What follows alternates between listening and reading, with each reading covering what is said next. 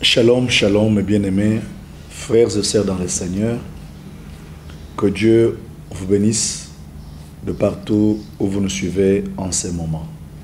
Voici encore autour de la parole du Seigneur, une parole pure, sans tache, une parole sans mélange, une parole qui nous édifie. Avant de pouvoir passer à cette parole que Dieu nous a préparée aujourd'hui, nous prenons ensemble une minute de prière pour dédier ce moment entre les mains du Seigneur. Prions. Seigneur Jésus, nous te disons merci pour ton amour et pour ta bonté. Merci pour ta faveur, pour ta grâce. Merci pour ce temps que tu viens encore de nous donner, toi qui es le maître des temps et des circonstances. Nous sommes là, Seigneur, pour que nous soyons enseignés par toi. Seigneur, viens et enseigne-nous, que ta parole nous édifie, que ta parole nous délivre, que ta parole nous guérisse. Comme il est écrit que dans les jours de détresse, ils ont crié à l'Éternel, l'Éternel leur envoie sa parole et sa parole les a guéris. Que ta parole de ce jour nous guérisse de toutes nos blessures au nom puissant de Jésus. Nous avons ainsi prié. Amen. Voilà, mes frères et sœurs, que Dieu vous bénisse. Nous sommes dans la joie, encore une fois de plus, en ces jours, parce que nous sommes dans la présence du Seigneur. Dieu nous a fait grâce pour que nous soyons encore ici et partager sa parole. Vous savez, nous avons débuté il n'y a pas longtemps, dans notre numéro précédent, nous avons débuté un thème où nous sommes en train de parler sur les 3 colonnes pour une vie chrétienne épanouie. Et nous avons parlé pour vous montrer que lorsque nous croyons en Jésus-Christ, lorsque nous donnons notre vie à Jésus, cette vie que nous commençons, que nous appelons la vie chrétienne, elle a besoin d'un épanouissement. Et elle a besoin d'aller de l'avant. Elle a besoin de connaître une croissance. Cette vie spirituelle, cette vie chrétienne que nous menons. Nous ne devons pas être des chrétiens qui tournent en rond, des chrétiens qui n'avancent pas. Parce que le Seigneur ne nous a pas appelés à rester sur place. Vous allez vous souvenir que lorsque Israël est sorti de l'Égypte, dans le désert, ils sont arrivés dans une ville appelée Kades Barnea.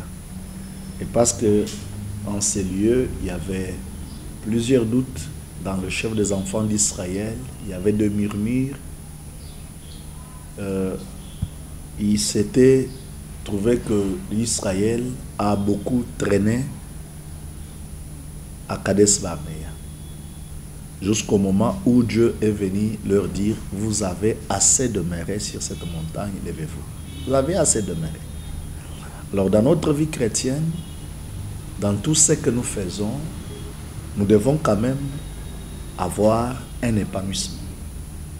Dans notre manière de prier, dans notre manière d'adorer le Seigneur, dans notre manière de la connaissance de la parole de Dieu, nous devons connaître un épanouissement.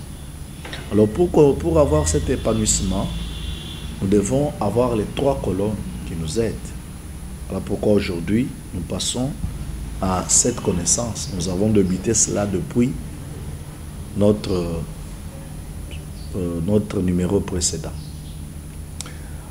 Et nous avons dit que les 3 colonnes pour une vie chrétienne épanouie sont la foi, l'espérance et la charité. Mais avant d'aller plus loin, je vais qu'on lise la parole de Dieu. Nous lisons le livre de 1 Corinthiens chapitre 13, verset 13. Maintenant donc, ces 3 choses demeurent. La foi, l'espérance, la charité.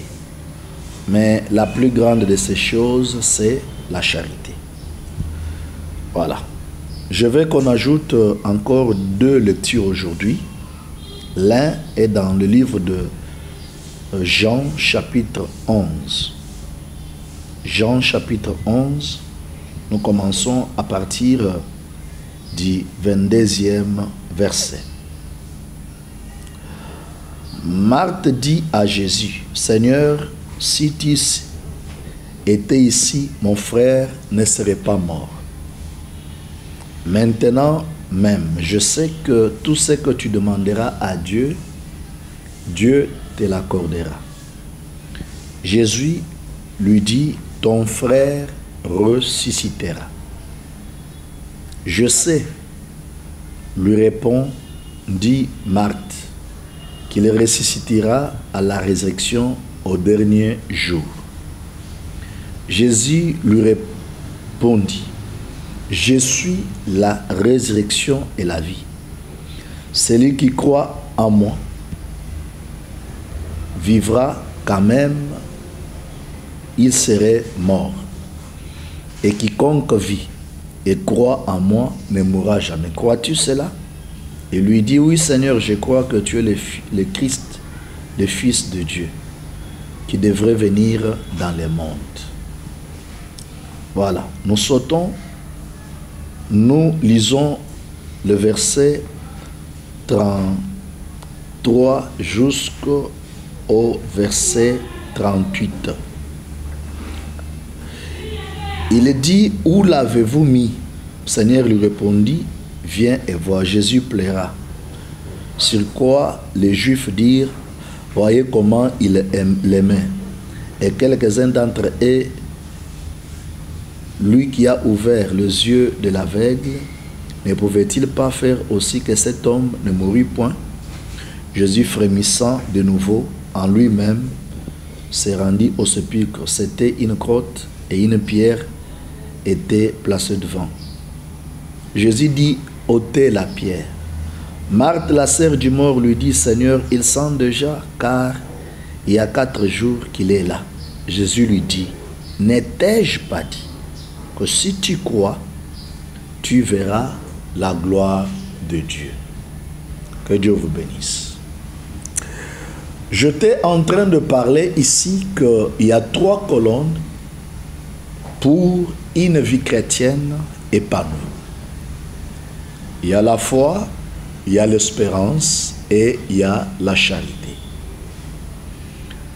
La foi, nous avons débuté avec la foi,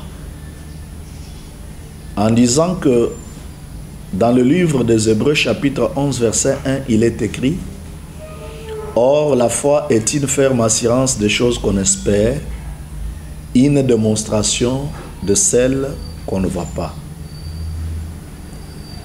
Mais dans notre compréhension de la parole et d'après ce que le Seigneur nous a révélé, nous avons défini la foi de cette manière. La foi, c'est parler comme Dieu. La foi, c'est voir comme Dieu. La foi, c'est entendre comme Dieu. Lorsque tu parles comme Dieu, tu ne parleras pas négatif. Lorsque tu vois comme Dieu, tu ne verras pas négatif.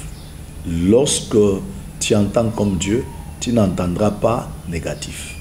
Dieu appelle à l'existence ce qui n'existe pas, c'est-à-dire lorsqu'il arrive même dans un désert et que tout le monde dit c'est un désert, Dieu voit là que c'est le lieu où il y a de l'eau. Mes frères et sœurs, c'est comme ça que nous avons parlé de la foi. Toujours dans ce même numéro de la foi, aujourd'hui je vais ajouter quelque chose encore de très important. Il y a 3 dimensions de la foi. C'est comme si ça se suit toujours 3. Nous avons parlé des 3 colonnes. Maintenant, quand nous sommes dans la foi, nous avons parlé des 3 définitions de la foi d'après ce que Dieu nous a révélé. Et maintenant, nous parlons de 3 dimensions de la foi. 1. Il y a la foi au salut. 2.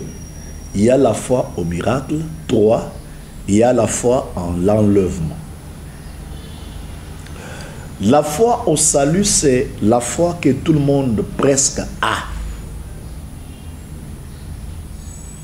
C'est cette foi qui est définie dans le livre de Jean chapitre 3 verset 16. Car Dieu a tant aimé le monde qu'il a donné son Fils unique afin que quiconque croit en lui ne périsse point, mais qu'il ait la vie éternelle. C'est cette foi-là. C'est cette foi-là que tout le monde a. Excusez-moi de vous dire que Quand vous avez un enfant ou une maman à la maison qui est malade, vous pouvez avoir des médicaments, vous lui donnez, ça ne change pas.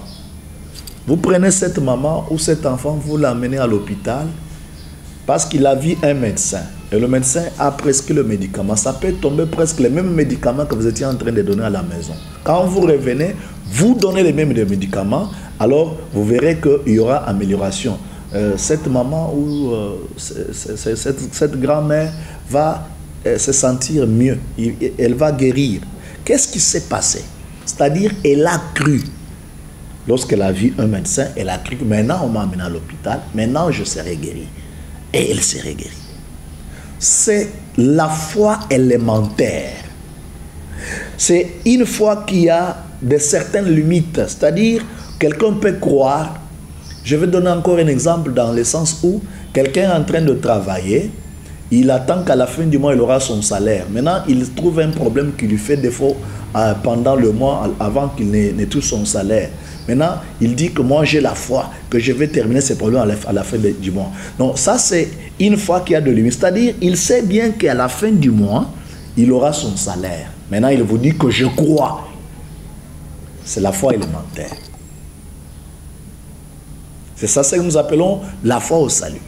Plusieurs personnes, quand je parle ici des saluts, oui, par rapport à nous, nous voyons des saluts pour la vie éternelle, ainsi de suite. Mais je parle ici salut dans le sens où quelqu'un attend une solution par rapport à un problème qu'il a. C'est une foi élémentaire. Presque tout le monde a ça. Excusez-moi les termes. Chacun en ce qui le concerne, par rapport à ce qu'il croit, par rapport à sa croyance. Presque tout le monde a ça. Deuxième dimension de la foi, c'est la foi au miracle. Ah, c'est là où mon problème commence avec vous aujourd'hui. La foi au miracle. On ne peut pas avoir une vie épanouie, une vie chrétienne épanouie, si on ne croit pas au miracle. Le Seigneur Jésus dit dans Marc chapitre 16, « Voici les signes et le miracle qui auront cru, qui accompagneront ceux qui ont cru, si je ne m'abuse pas. Voici les signes et le miracle qui accompagneront ceux qui auront cru en mon nom. Ils chasseront les démons. S'ils imposent les mêmes malades, et ben ils seront guéris. » Est-ce que vous voyez là? Il y a maintenant une foi qui nous amène au miracle. C'est ce que Jésus dit. Maintenant, quand vous avez le miracle dans votre vie, c'est que vous pouvez vous épanouir. C'est-à-dire, vous allez croire que ma vie, je ne peux pas l'avoir telle que je la vois aujourd'hui.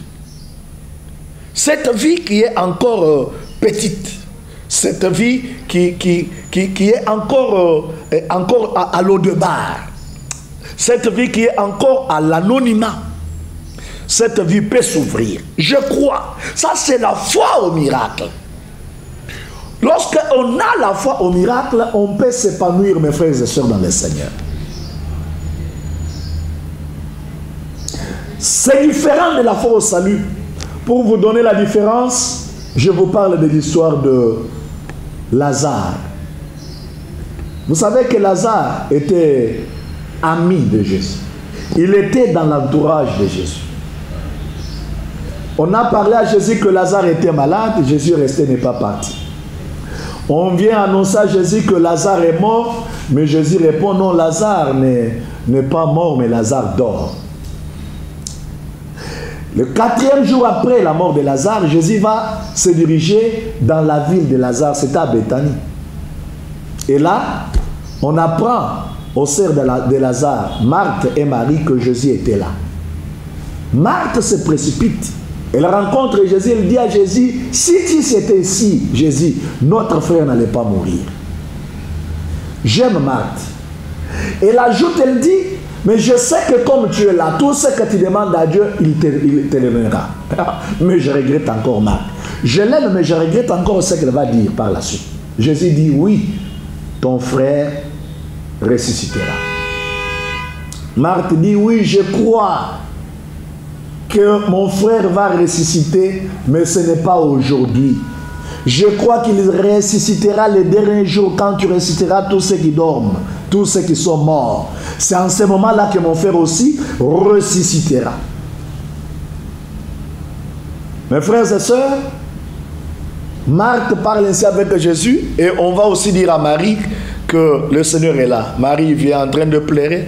Pendant ce temps-là, il y a les gens qui sont en train de se moquer même de Jésus en disant, lui qui a ouvert les yeux des aveugles, est-ce qu'il ne pouvait pas empêcher la mort de ne pas toucher les corps de Lazare? Peut-être pendant que je te parle, tu as un cas difficile pour lesquels on est en train de se moquer de toi. Pendant que je te parle, il y a des choses tellement compliquées, deux fois, qui poussent les gens à se moquer de toi. Mais laisse-moi te dire aujourd'hui, le Seigneur ne t'a pas abandonné. Dieu ne t'a pas abandonné. Il est toujours avec toi. Il va faire quelque chose. Pendant même que tu trouves que c'est déjà impossible, le Seigneur est là. Il va faire quelque chose. Quand tu vois que tu ne peux pas encore avancer, moi je te dis aujourd'hui, crois encore, tu peux avancer. Quand tu vois que cette maladie, tu ne guériras pas, je te dis, crois encore, Dieu va te guérir. Lorsque tu trouves que tu es déjà arrivé au bout de tes pensées, crois encore, il y a encore un miracle qui t'attend quelque part. Mes frères et sœurs, ici il est question de la foi au miracle. Je crois que si tu crois qu'il y a un miracle qui existe, le miracle va te localiser. Je crois maintenant même que si tu crois que la guérison est possible, la guérison va te localiser. Si tu crois qu'un miracle financier peut arriver dans ta vie, oui, le Seigneur va envoyer un miracle financier dans ta vie. Si tu crois maintenant, malgré l'âge que tu as déjà, malgré que tu es déjà dans l'état où on appelle ménopause, que tu n'as pas d'enfant, si tu crois pendant que je suis en train de te parler, oui, Dieu va te donner encore un enfant malgré cet âge avancé. Je vais dire à quelqu'un aujourd'hui que si tu crois, malgré cet âge, que le Seigneur peut te faire un miracle, le miracle est possible. On s'est moqué de Jésus. Mais Jésus a pleuré. Là, c'est le 100% homme qui est en Jésus qui a pleuré. Il a pleuré, il a dit, mais montrez-moi, où est-ce que vous l'avez enterré? On montre là où était enterré Lazare. Jésus dit, ôtez la pierre. Marthe s'avance encore et dit à Jésus, non, mon Seigneur, je ne veux pas que tu puisses avoir la honte ici. Je ne veux pas que ces gens se moquent encore beaucoup plus de toi. Je ne veux pas. Je ne veux pas. Pourquoi? Parce que notre frère, il y a déjà 4 jours depuis qu'il est là. Il sent déjà. Il sent déjà. Donc, c'est-à-dire, c'est devenu impossible maintenant. C'est devenu impossible. Si tu venais à temps, ça pouvait être bien. S'il n'était même pas encore enterré, ça pouvait être bien. Mais maintenant, il sent. Qu'est-ce que tu vas faire? Mon frère, ma soeur, je suis venu aujourd'hui te dire, n'aie pas honte, n'aie pas peur de commencer quelque chose. N'aie pas peur d'échouer. N'aie pas peur d'échouer. Ne dites pas, je ne vais pas commencer, je ne vais pas oser parce que je vais échouer. Non, n'aie pas peur de ça. Essaye. Essaye. Commence d'abord. Essaye. Aujourd'hui, je suis venu te dire, essaye. Mets le premier pas. Commence d'abord. N'aie pas peur de l'échec. Le Seigneur ne t'abandonnera pas. Le Seigneur ne voudra pas que tu sois dans l'échec. Toi, commence. Essaie d'abord. Le Seigneur sera avec toi. Essaie d'abord. Le Seigneur t'aidera. Essaie avec toi. Essaie d'abord. Le Seigneur sera avec toi. Mon frère, ma soeur, la femme était en train de dire à Jésus, n'essaye pas, tu vas échouer. Parce que notre frère est là depuis 4 jours. Alors écoutez la réponse du Seigneur. Le Seigneur dit à Marthe, ne t'ai-je pas dit que si tu crois, tu verras la gloire du Seigneur? Ne t'ai-je pas dit? C'est là où il y a mon problème. Ne t'ai-je pas dit, si tu crois, tu verras la gloire du Seigneur? Or, Marthe disait déjà qu'il croyait en Jésus, non? Mais quel est le type de la foi qu'elle avait? C'est-à-dire, elle avait la foi au salut. Vous voyez, Marthe croyait même que Lazare pourra ressusciter les derniers jours. C'est-à-dire, elle avait la foi. Mais la foi qu'elle avait, c'était la foi au salut, ce n'était pas la foi en miracle. Mais ici, le Seigneur était venu pour la dire, tu dois croire en miracle, parce que le miracle existe. N'oubliez pas que Jésus a dit à ses disciples en disant, si vous avez de la foi comme un grain de moutarde, vous ordonnez à cette montagne de quitter ici, de se jeter dans la mer, et cette montagne obéira. Il parlait aux disciples. Or, on ne pouvait pas devenir disciple si on n'avait pas cru en Jésus. c'est que ces hommes et ces femmes avaient déjà crié en Jésus. Mais ce jour-là, Jésus leur dit, si vous avez de la foi comme un grain de moutarde, vous ordonnerez à cette montagne de se jeter dans la mer. De quelle foi Jésus parlait? De la foi au miracle. Ayez la foi au miracle. Croyez dans un miracle dans votre vie. Frère, il y a la foi élémentaire, c'est la foi au salut. Mais il y a la foi au miracle. Aie la foi au miracle. Crois que la situation qui est difficile, il n'y a qu'un miracle qui peut me faire sortir d'ici. Tu es dans une prison. Tu es sur les lits de l'hôpital. On t'a déclaré que la maladie est incurable. Crois seulement. Crois que le miracle est possible. Frères et sœurs, je suis venu te dire que le miracle est possible. Quelqu'un qui a besoin d'une vie chrétienne épanouie doit croire au miracle. Vous savez, les apôtres de Jésus ont cru dans le miracle de Jésus. Voilà pourquoi leur vie chrétienne était épanouie. Toi aussi, crois dans le miracle. Crois. Le miracle, c'est quelque chose qu'on ne prépare pas. Le miracle, c'est quelque chose qu'on ne s'entend pas. Le miracle, c'est quelque chose qu'on n'a pas écrit dans le livre. On ne peut pas lire ça. C'est quelque chose qui n'a pas été enseigné à l'école. Le miracle, c'est quelque chose qui arrive, qui est préparé dans la cuisine. Moi, je te dis seulement crois. Et tu peux voir le miracle. Et troisième dimension de la foi, c'est la foi en l'enlèvement. Jean chapitre 14, verset 1er jusqu'à 3, Jésus-Christ dit, croyez en moi, que votre cœur ne se trouble point. Croyez en moi. Il est bien que je m'en aille, parce que je vais pour aller vous préparer une place. Quand j'aurai préparé cette place, je reviendrai, je vous prendrai. Mes frères et sœurs dans le Seigneur, notre vie chrétienne s'épanouira lorsque nous croyons qu'un jour Jésus-Christ reviendra pour nous prendre. Il est parti nous préparer une place. Il reviendra pour nous prendre, pour que là où il soit, que nous y soyons aussi.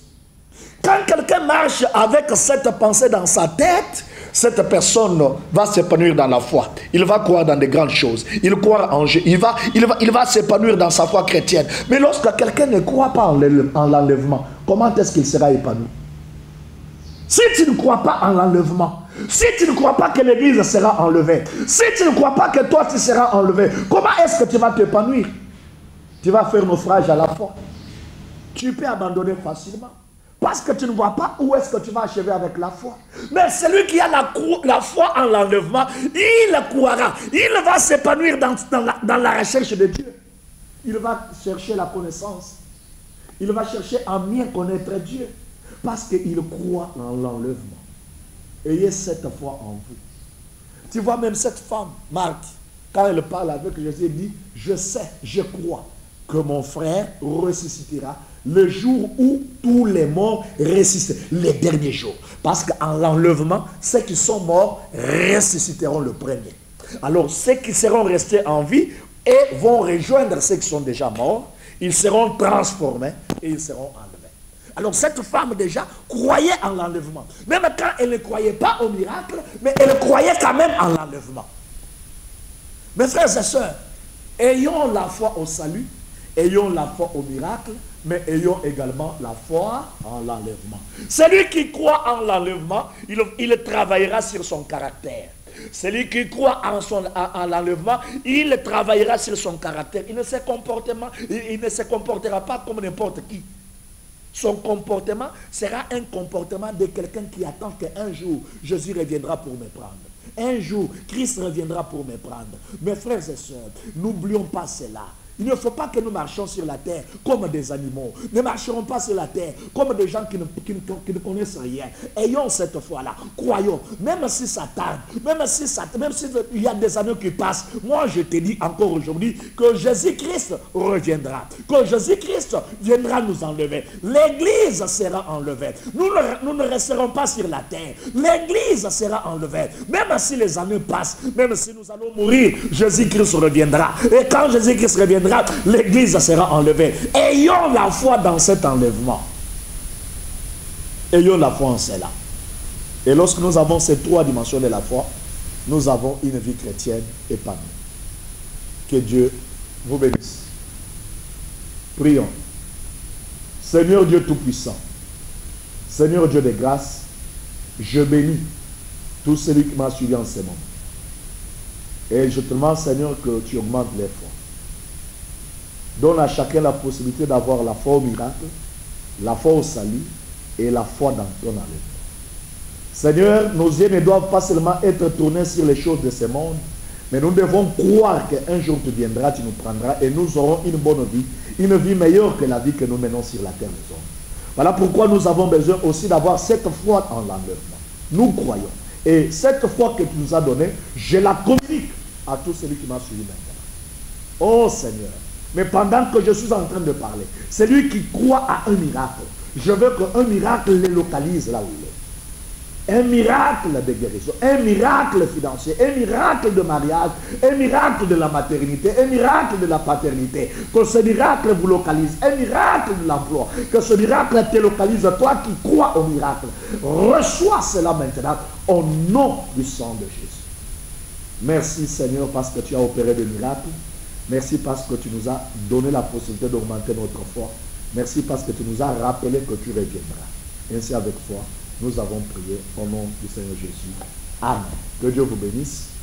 Voici notre numéro de contact, c'est le 00243 81 60 92 288.